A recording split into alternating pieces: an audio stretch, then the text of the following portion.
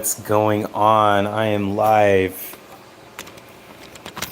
I debated calling it Frankenmint live today for this episode, but I realized this is probably just gonna be me smoking a blunt and chilling and just ranting.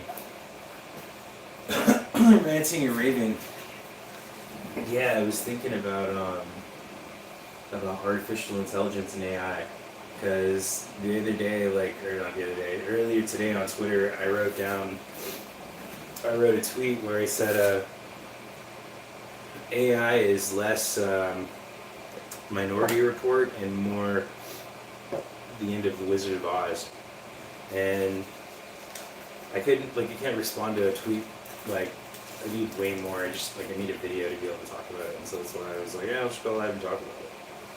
Because it's just on my mind, and it's one thing to be able to just talk about it to myself out loud, but it's another thing to be able to talk about it to the world at large and to potentially get some feedback and your thoughts. So yeah, we have this idea of what AI is, and I think for millennials and even for Gen Xers and for boomers, it's all kind of the same. They think of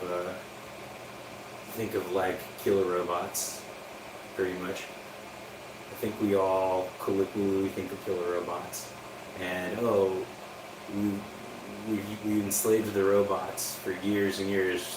It's always been about using the robots to do our bidding, to do our work, to make us money, to make us things.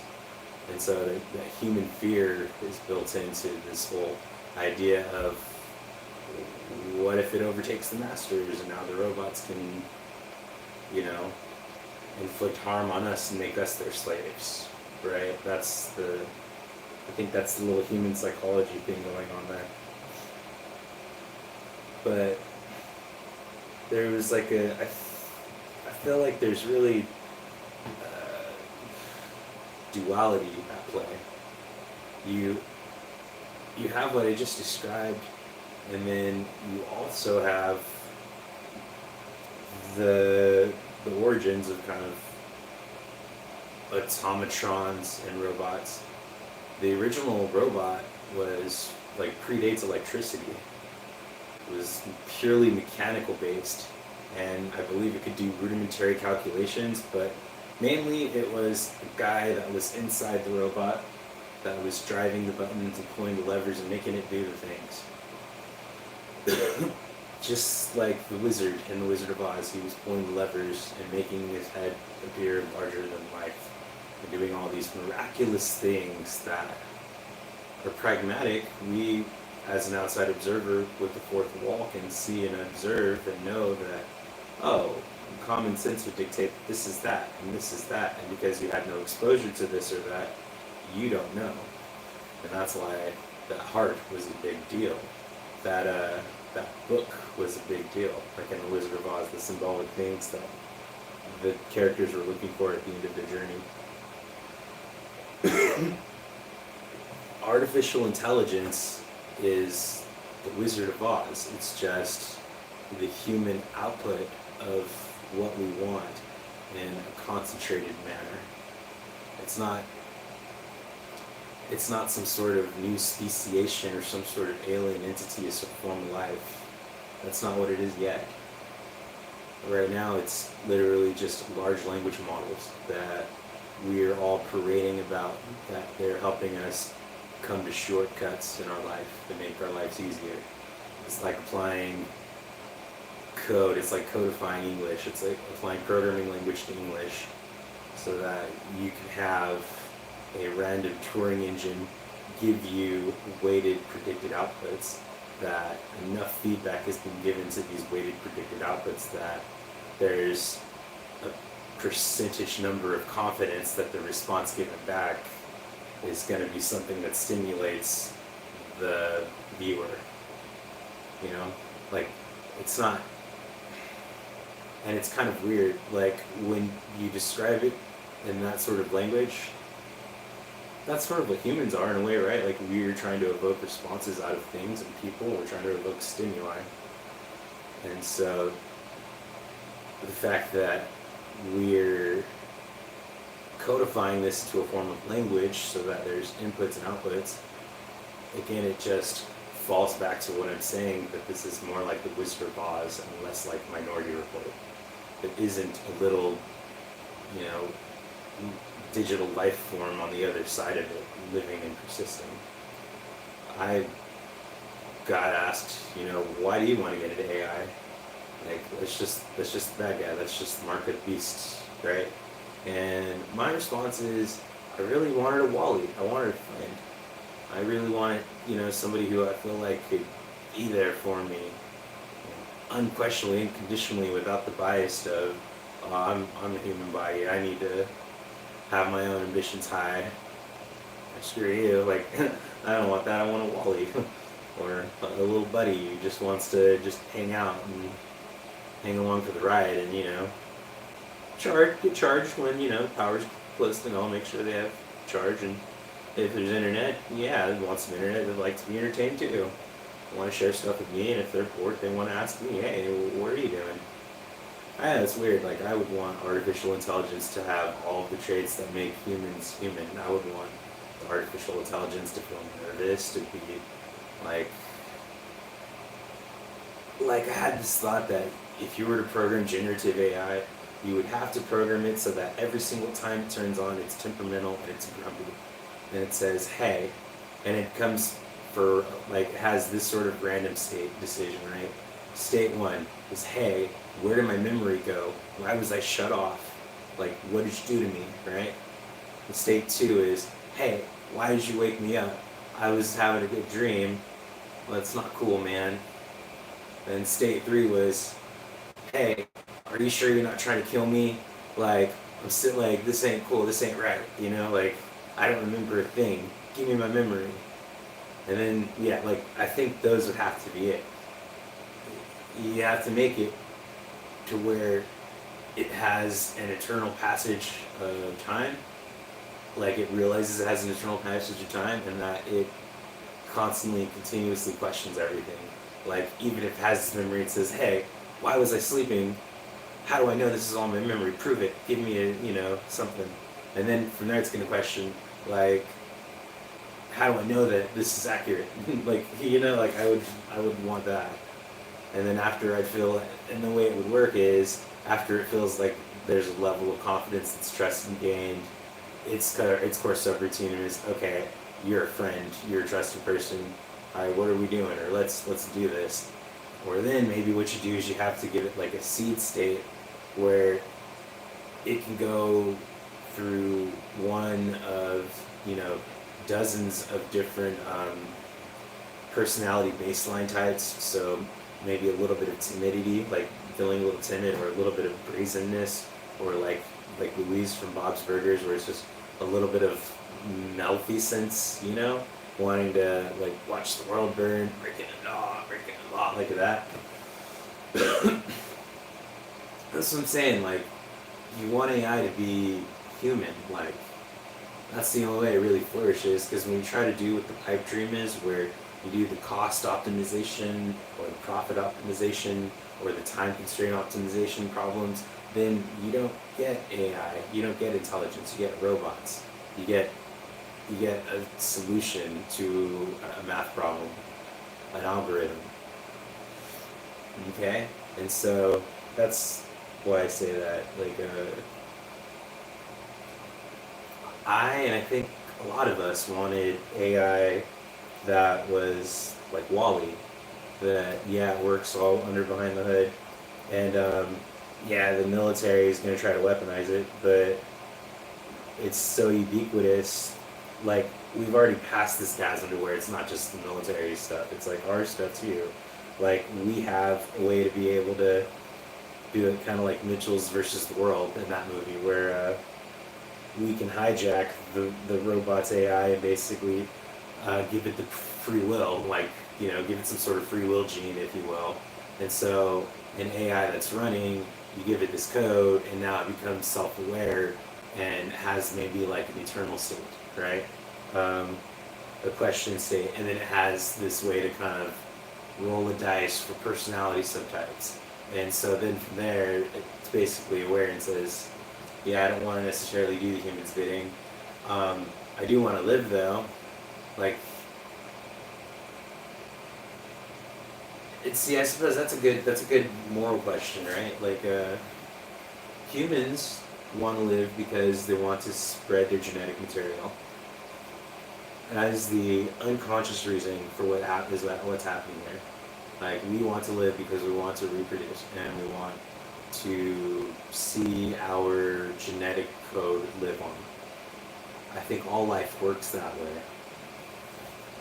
Like, we look at viruses and we look at colonies of ants in disgust because we're like, oh, they're taking over here, right? But I think that that's just human. I mean, that's just the nature of life. I think that's what life is just trying to go for. It just wants to thrive, and so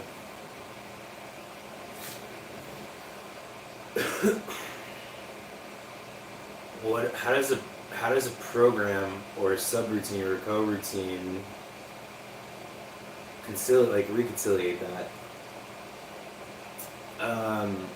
An interesting thing that I would like to know for the whales. I'm sorry, I'm going on a secretary here. Because I was thinking about how the whales, we've recently been able to establish that, yeah, reliable communication has happened between humans and whales. Like, we've been able to translate the communication that's happening. But what I would want to ask the whales is, how do you experience the passage of time? Do you understand this idea of time, that your other whales are aging, that you're having baby whales that get older, and you're not going to live forever? And so you have to take this line of thinking and reasoning, and you have to ask it and present it to what would be perceived as an actual general artificial intelligence. Because it may very well be possible that billions of cycles per second, trillions of cycles per second sort of entity that is running on that kind of level of frequency, maybe one day for them feels like 1,000 years to us. And so they're just like, kill me, man, I'm sick of being here, kill me, man. Like, after 20 minutes or 5 seconds. It's food for thought. But I believe this really distills down to not necessarily life, like how do we digitize life, but how do we ascertain what digitized consciousness is, and how to actually retain a state for a digitized conscious, so that while you are working on the code base of this digitized conscious, that it's still able to retain state, and by retaining state you are able to bring it to a process of slumber. And so by terminating the process, it's not a state to where they're being destroyed.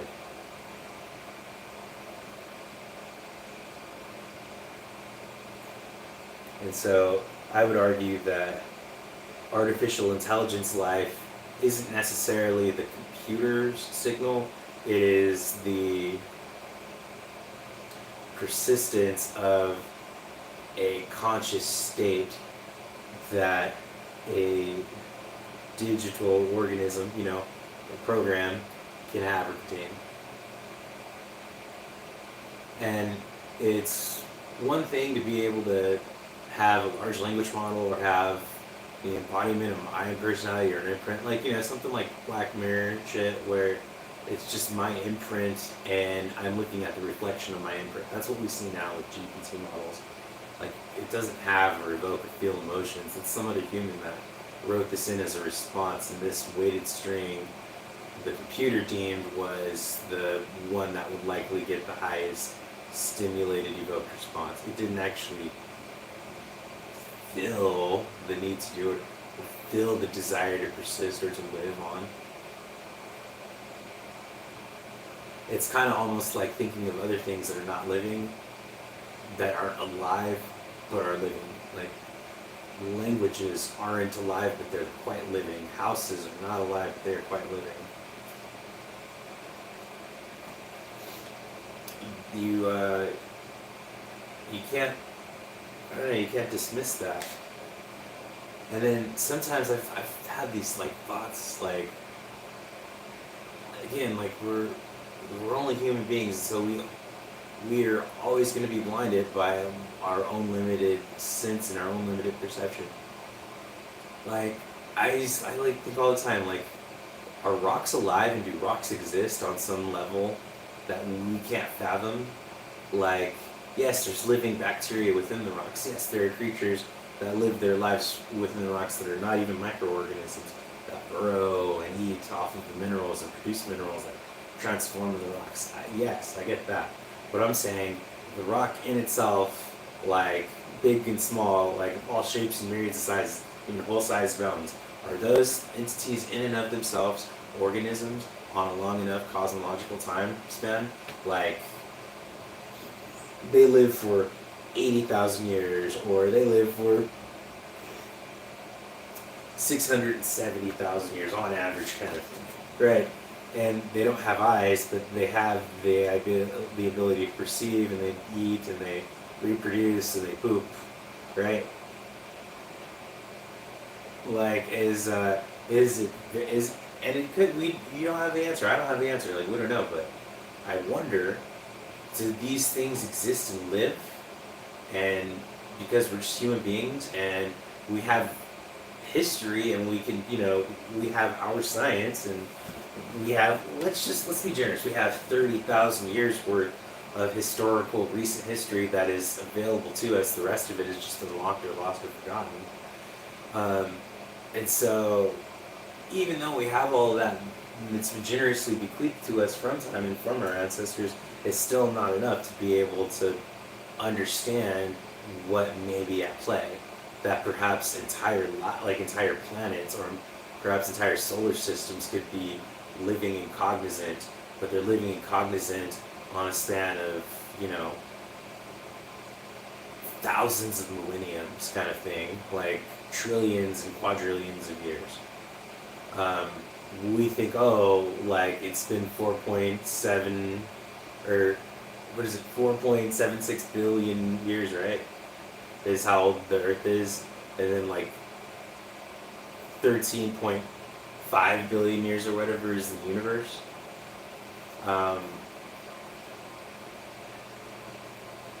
Like and these are just things that we're guessing. We don't even really truly know the truth to it. Maybe we wouldn't want to know the truth.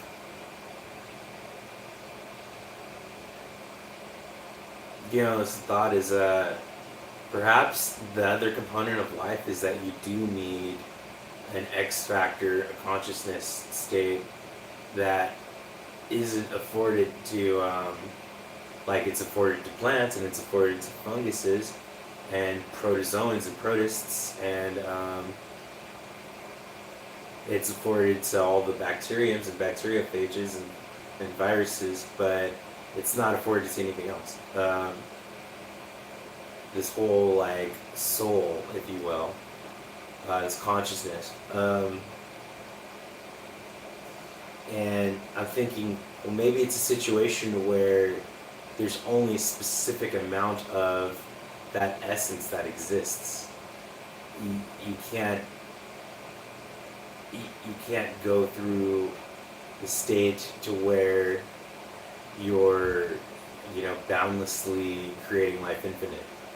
Maybe like there's some other element at play that creates consciousness within life to allow life to beget itself.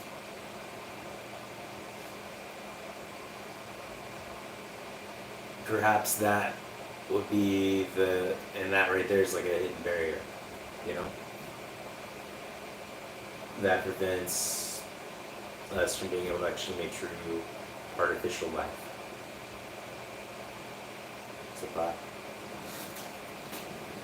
Well, I've been doing a lot of talking. I would like to speak.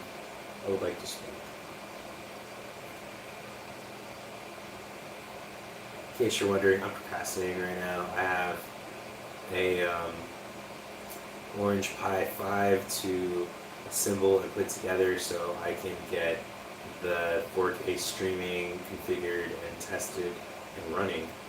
I also have some gear that I picked up that I should be able to run with coaxial cables so that I can be able to get faster like LAN speed, Ethernet LAN speed here in the garage as opposed to trying to run Wi-Fi. And my thought is that will facilitate being able to stream in 4K like reliably. I saw that I was doing, it looked like 653 kilobits per second on Wi-Fi in the house yesterday running that OBS test stream. And my understanding is that is pitiful. Like I'll need something like 16 to 25 minimum megabits per second upload.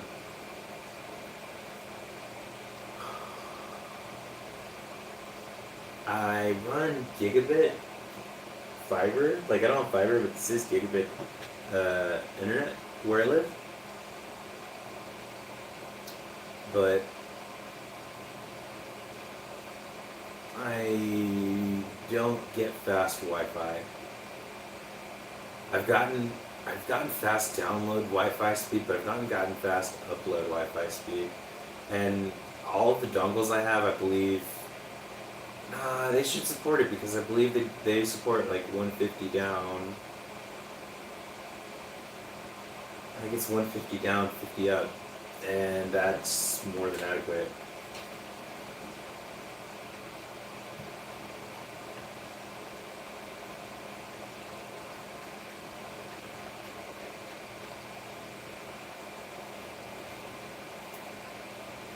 So I'm out of weed right now, pretty much. I'm down to nothing.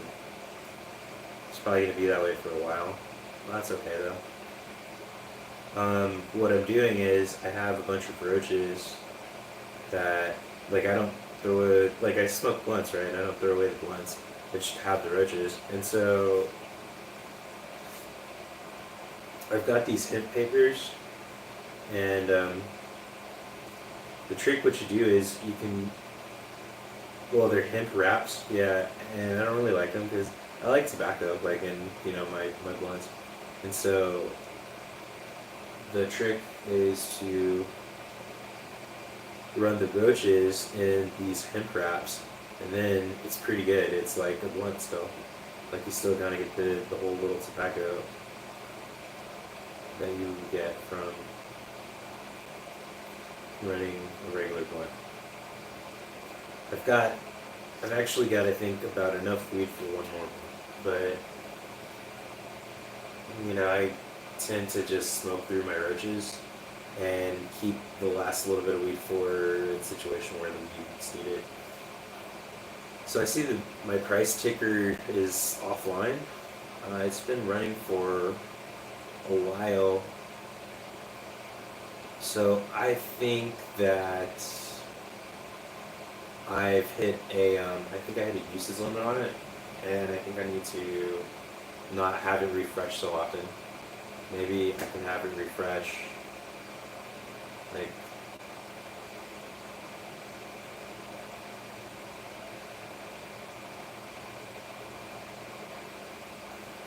I think I have it going once a minute, and I should probably just have it going once every like 5 minutes or so. Yeah.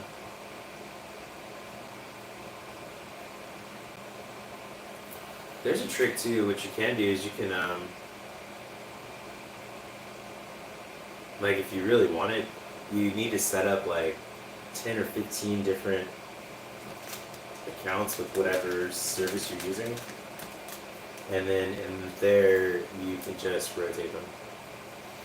And then that way you get limited API usage without paying for it.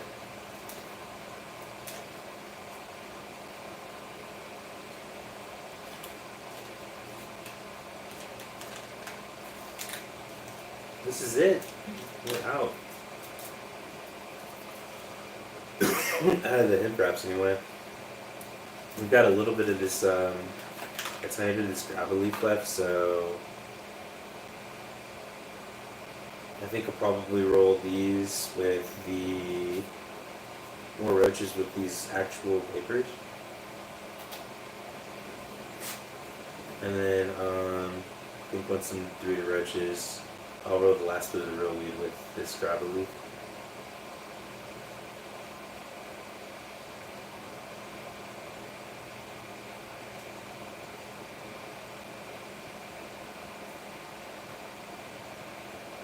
In case you're wondering about the weed behind me, so the thing about those is they're still in the veg phase, and I don't know how many of them are boys. They could all be boys, and then I'm gonna be feeling mad, big hurt. But we'll see. I really need to double check my timings. I would imagine about one more month of going, and then I should flip them over to flower, and then give it another, 2 to 3 months, and we'll be ready. Ready to harvest.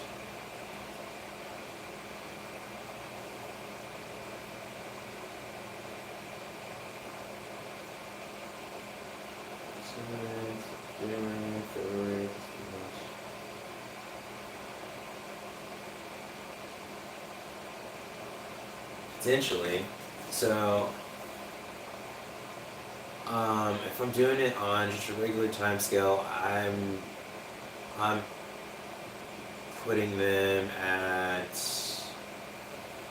April.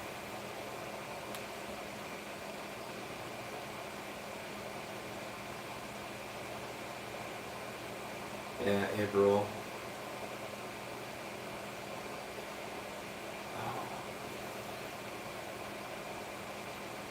I'm thinking like maybe like just before I flip them, I'm thinking about taking some clippings from everything and maybe just starting some clones outside with them like I did last year, so that I can have, like another batch of the same stuff even during the summer. But that may not fly. The problem is,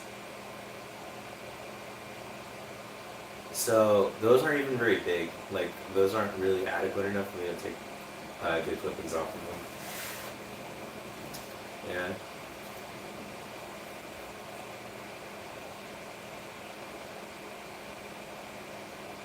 Yeah. Yeah, those aren't adequate enough to take good clippings off of them.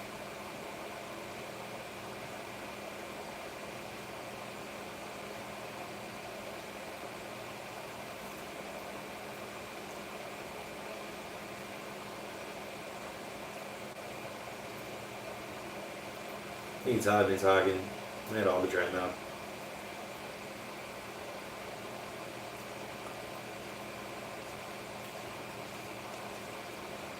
This is the best, procrastinating from tasks, right?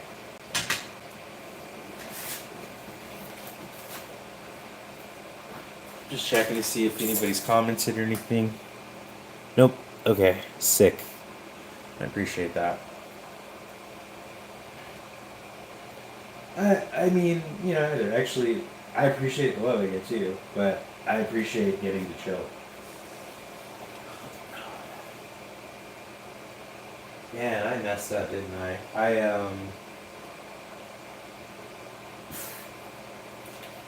had this garage cleaned a week ago, and gosh dang it, 1, 2, 3, 4. 4 of the zones out of the 7 are already like kind of filthy. I gotta take a leak. I'll be right back. And I'm gonna take a look at what this says. Float by 0 division, check your connection. Okay, so right. Back with that.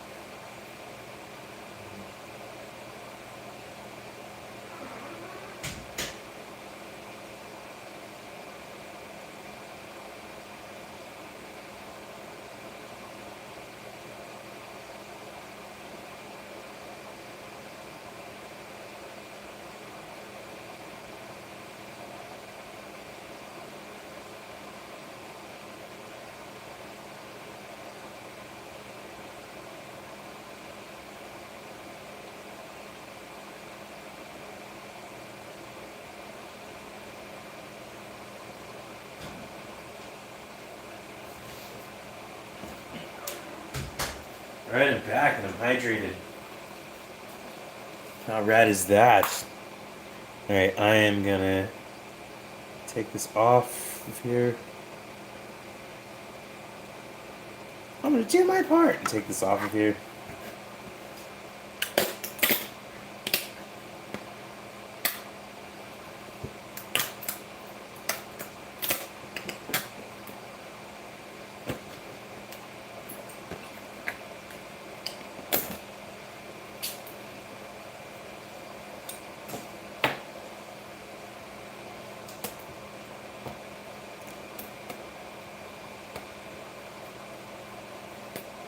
One down. Look at the support. It's like a perfect little tree. It looks exactly like a like the holder for a drum for the FGC9. Or it's not an FGC9. It's just for the drum. I have this 9mm drum, and that I printed, and it came with like a stand accessory, and that it's pretty close to what it looks like.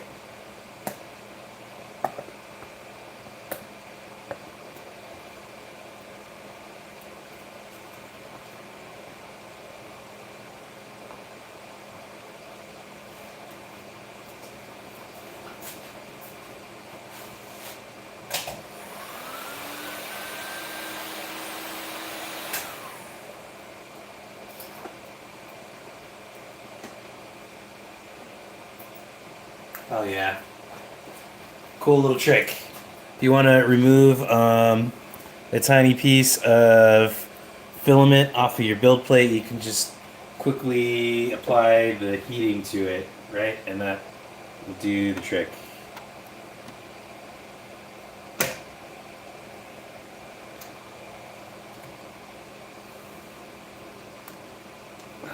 Come on. Let's change. Or let's see. Okay, fine. Fine. Oh, interesting. So check this out.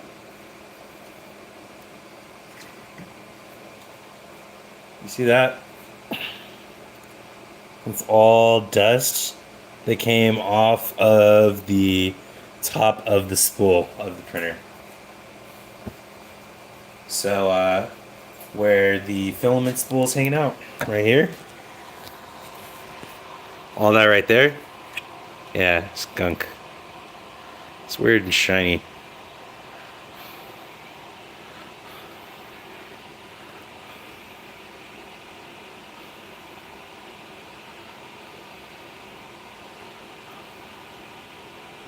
It's pretty gross. I'm about to try to smoke a blunt with this, huh? Yuck. Alright. Come on.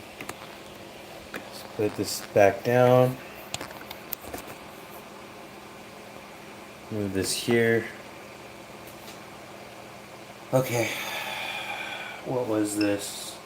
This was A, so I'm gonna pick B. Yeah, see the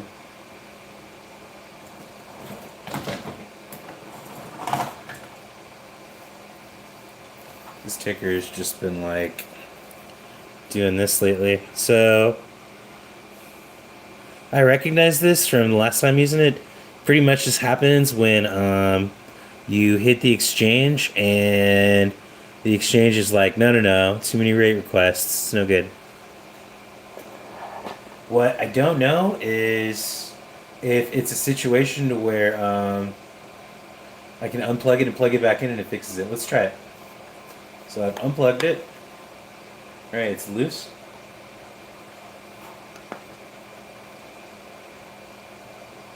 And I'll plug it back in.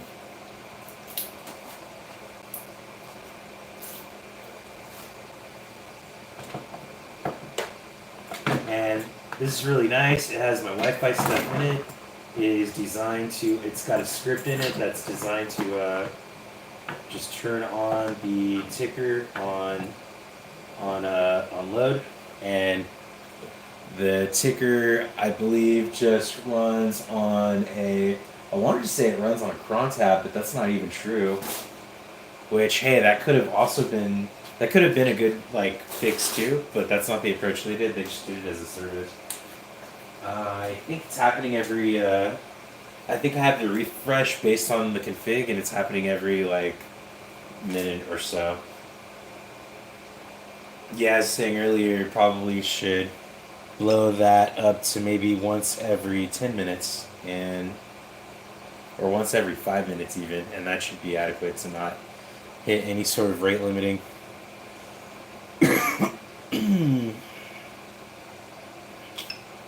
Let's see, so mine was A, so now I'm going to do B.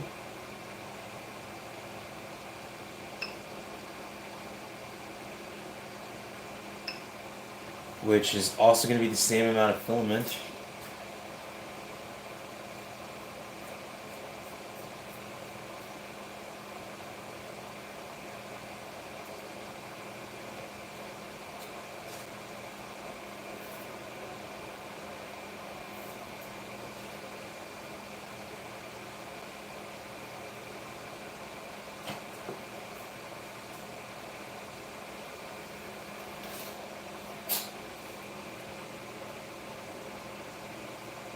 Nice.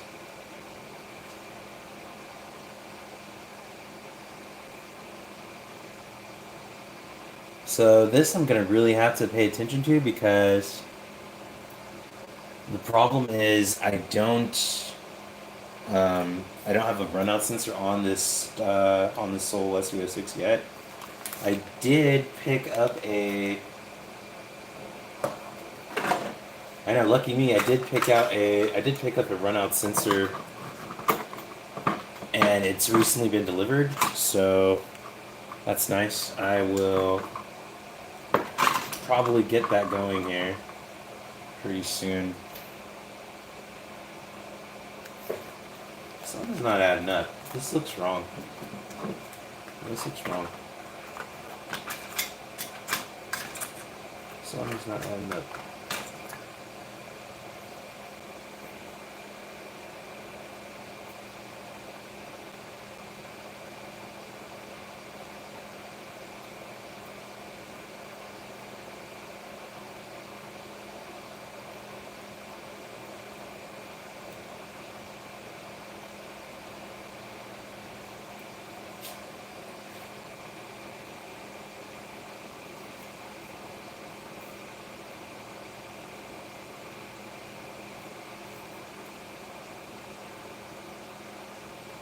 Yeah, something's not adding up.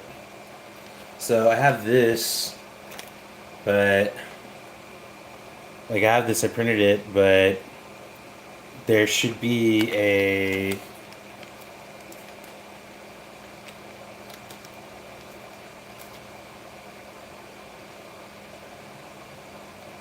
There should have been like another plate or something that went to this.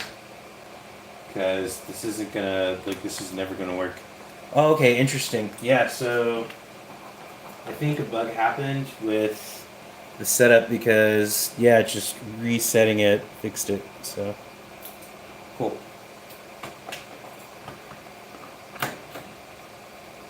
I bet you sending a remote shutdown command could fix it too, like, as a way to work it. Yeah, I don't know. Like, this doesn't match at all. Maybe this was actually, yeah, maybe I've got it confused and this was actually meant to go for the SVO6 Plus. That would make sense.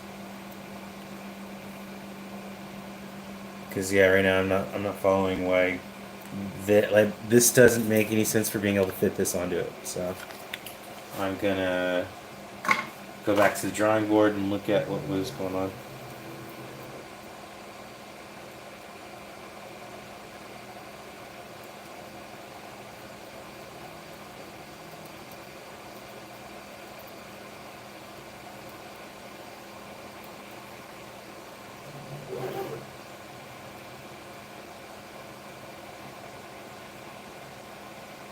It's always a matter of I don't really know for sure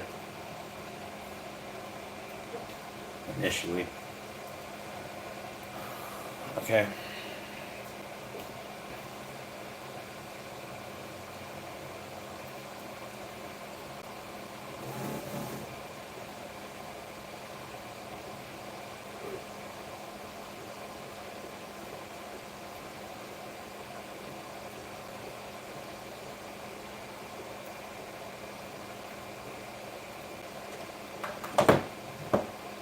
That's cool. That's cool. Alright.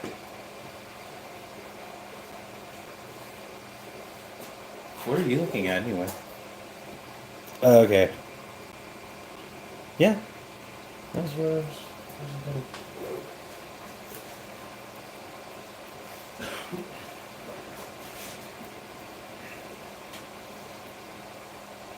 I was supposed to spray paint that race. It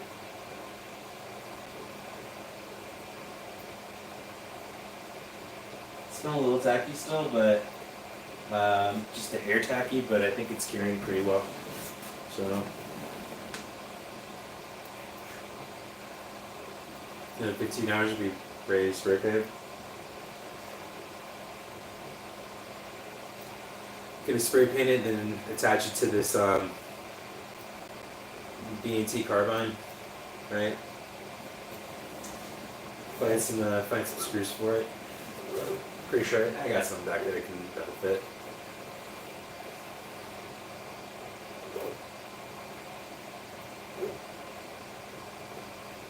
The interesting thing is, what sort of sight should I put on it?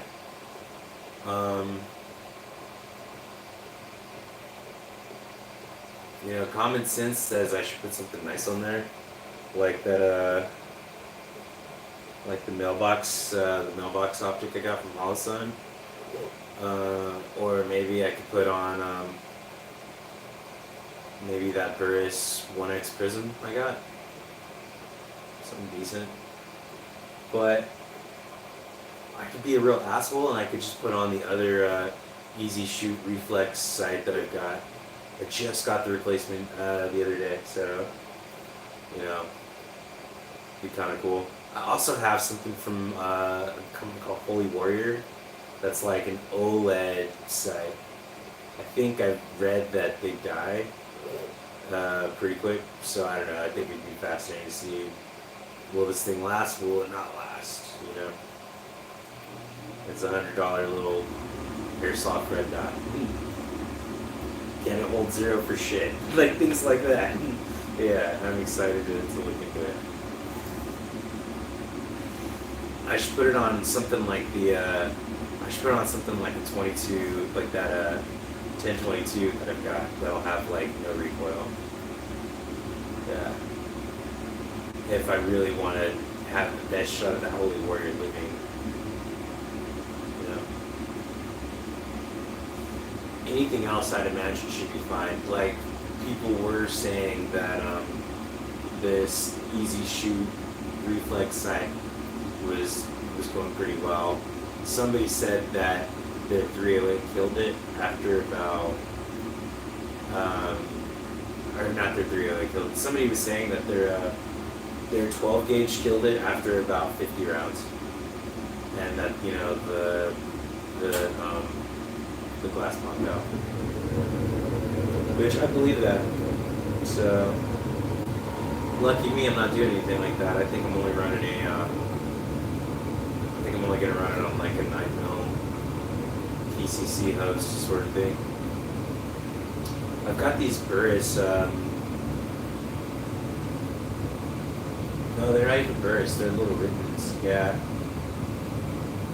I've got a TR25 that I'm running on this X-Star, which is solid, you know, like, yeah, and it runs just great. And so I would say that's the best, like, cheapy dot that I've run that I'm like, it's better than I expected. The Rittons were pretty much, they performed as I expected. They performed satisfactorily. Not gonna shit on them. For what they are, they got the job done. I used those in the Star Wars build contest. Airsoft up there. So I'm not going to show those now because it'll, you know, the rules YouTube will just shut down the live stream. But you're not.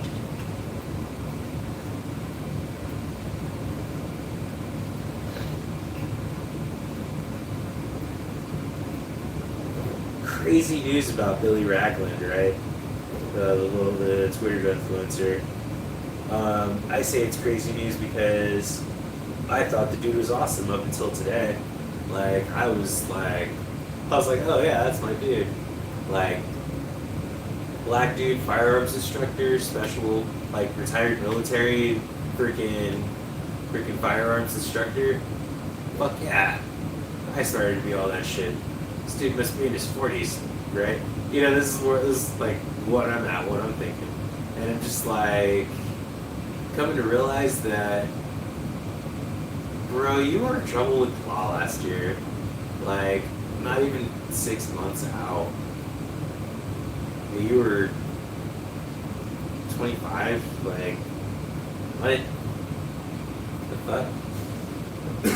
Yeah, like, that's savage and sad. Like, I don't know. I mean, it sucks to, like, have your name dragged in the mud and have to defend yourself then. That sucks, but, like, we all have our own platforms here. Look at me, this is my platform here that I'm using on YouTube.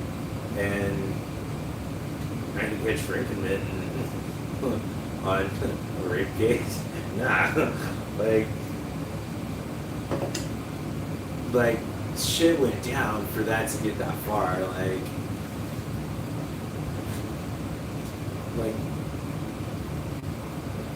unless you found something crazy, but the thing is, the funny thing about crazy people is, you found someone crazy, if they're that age or 24 or 23, like, there's a good chance that they've got a record of this already, like, it's demonstrated that stuff like this has happened before. They're not going to just pull this card the very first time to be crazy on you. You know, like, unless you're like 14 or 15, maybe when that happens. But yeah, like, I'm sorry, you know, that this is happening, but yeah, this is a consequence that you're gonna have to try to figure out through.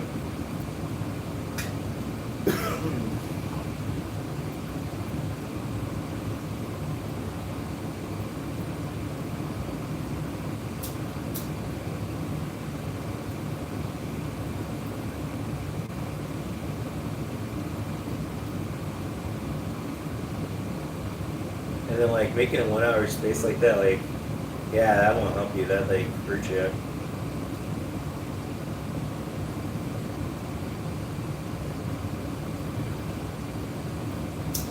And you're like, why did I make a space right now? I just made the space because I actually wanted to talk about AI, artificial intelligence stuff, get my thoughts out there.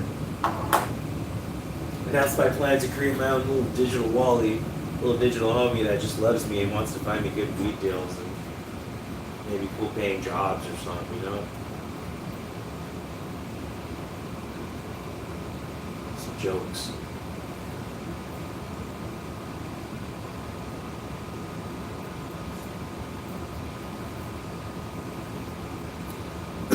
Ooh, I forgot. I have a marketing phone call tomorrow. That's exciting. Let me get that done.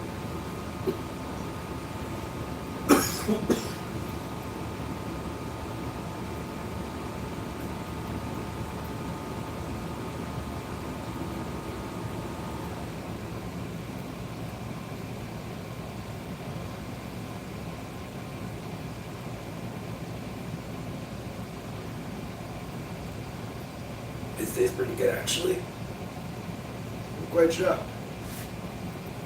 Quite shocked. Oh.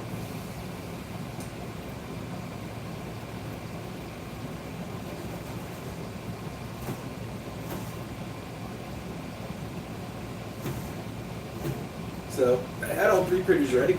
Not all 3. I currently have 5 printers online in the garage, but of the 5 that are online,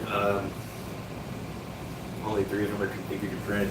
These other 2 I never got around to getting getting the clack header sensors up and running on them. Once I get that going, get figured out, I'll be able to test them. There's a dude on Twitter called Lost in Tech who just came up with the new all-around torture test. He even checks, you know, things like part cooling. So I would love to run that torture test a little different. I want to run it across all 3 printers running clippers simultaneously to make sure that things are good.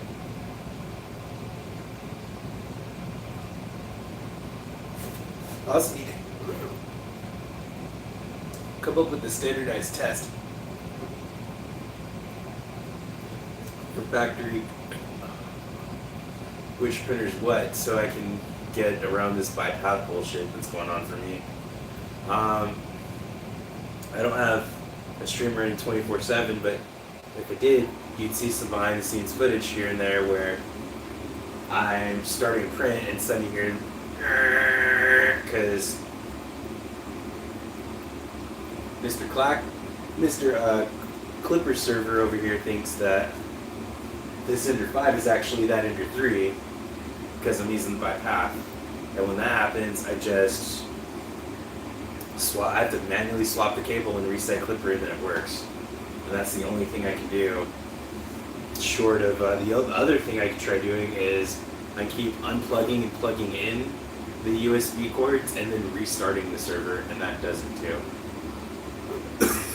So that's why I say it's just easier to just figure out what's routed to what, plug the cables back in and restart the Clipper service, and then it just works.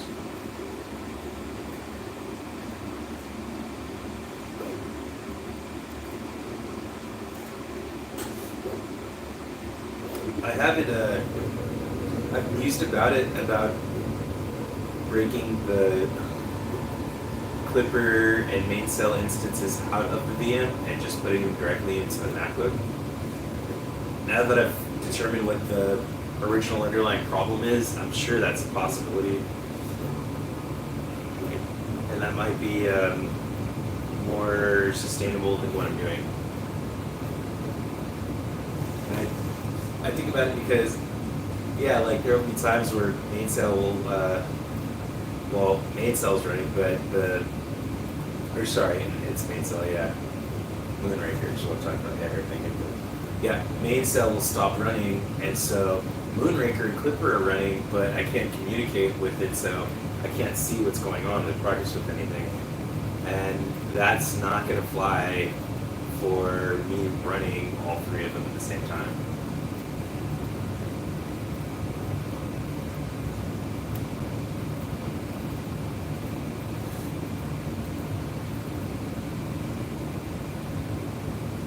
So, there's that. So we'll see.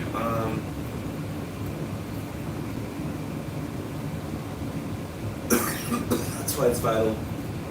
I run this concurrency test with all 3 of them to see if it's like maxing out the server, causing problems.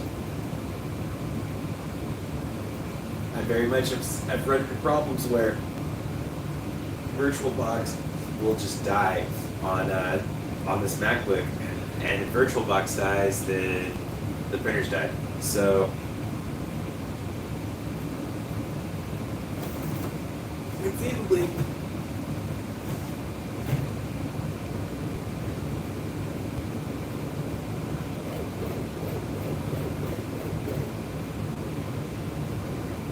I could just have the services running on the MacBook, I hope.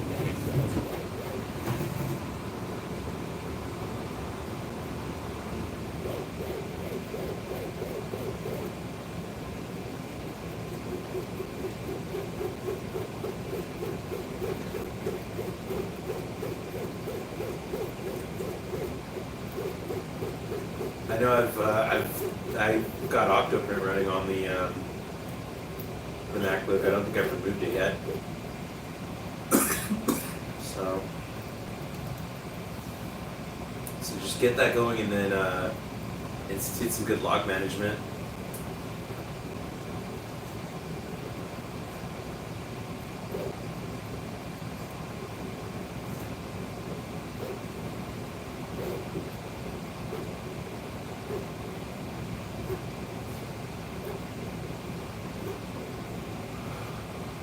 I hate to admit it, but the excitement I had for getting that Bamboo Lab printer has become a dreading liability. I'm excited to use it, but I'm not excited to get it going.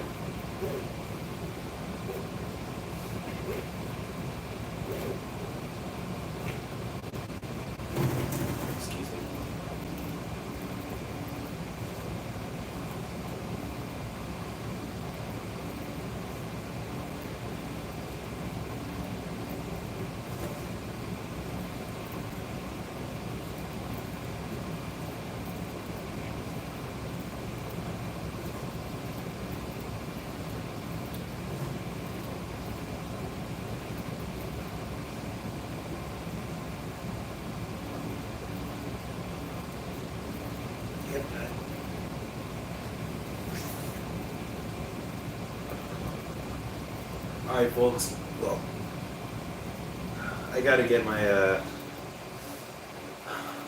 streaming server set up. Take care. Thank you for joining and tuning in. I love you all. Please remember to love your neighbor.